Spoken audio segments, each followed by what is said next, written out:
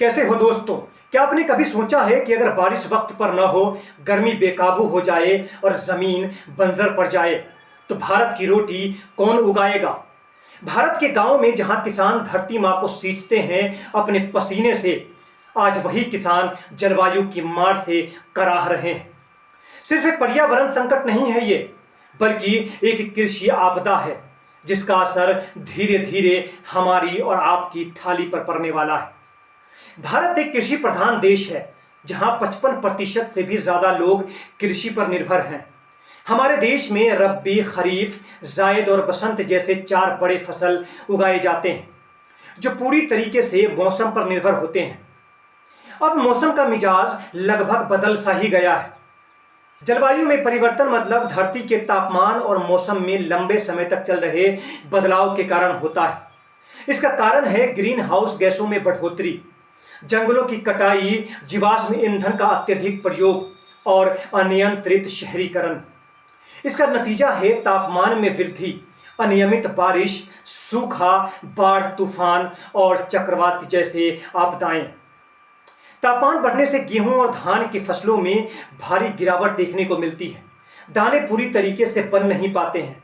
बारिश के समय पैटर्न में बदलाव के कारण फसलें बर्बाद हो रही है। किसान समय पर न तो बुआई कर पा रहे हैं और न ही फसलों की कटाई कर पा रहे हैं। मौसम बदलाव से कीट और रोग बढ़ रहे हैं, जिससे दवाओं का खर्चा किसानों पर बहुत ही ज्यादा भारी पड़ रहा है। फसल बर्बादी के कारण किसान कर्ज में डूबते जा रहे हैं और मानसिक तनाव में आकर आत्महत्या भी कर लेते हैं। पंजाब, हरियाणा में धान की खेती में काफी असर देखने को मिला है। भूजल स्तर खतरनाक रूप से नीचे जा चुके हैं। महाराष्ट्र और विदर्भ में लगातार सूखे के कारण आत्महत्याओं की संख्याएं बढ़ना शुरू हो गई है। उत्तर प्रदेश, बिहार में बाढ़, बारिश की अनिश्चितता ने दलहन और गन्ने की खेती को भी प्रभावित किया है। पूर्वोत्तर भारत में चक्रवात और भूस्खलन जैसी घटनाएं बढ़ रही हैं, जिससे बागवानी फसलें भी बर्बाद होती जा रही है। सरकार की योजनाओं में प्रधानमंत्री फसल बीमा योजना, राष्ट्रीय अनुकूलन मिशन और जल शक्ति अभियान प्रमुख है। क्लाइमेट स्मार्ट एग्रीकल्चर जैसे तरीकों में सूखा प्रतिरोधी बीज, माइक्रो इरिगेशन और जैविक खेती भी शामिल है। किसानों को मौसम पूर्वानुमान, फसल विविधीकरण के और मोबाइल ऐप्स के जरिए जागरूक किया जा रहा है। आईसीएआर और कृषि विश्वविद्यालय रिसर्च और टेक्नोलॉजी के माध्यम से नई तकनीकों को खेतों तक पहुंचाया जा रहा है। पर्यावरण की सुरक्षा केवल किसानों और सरकारों की ही जिम्मेदारी नहीं है, हम सभी को योगदान देना होगा।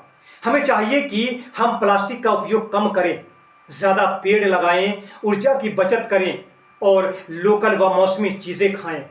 हमारी छोटी छोटी आदतें बड़े बदलाव ला सकती है।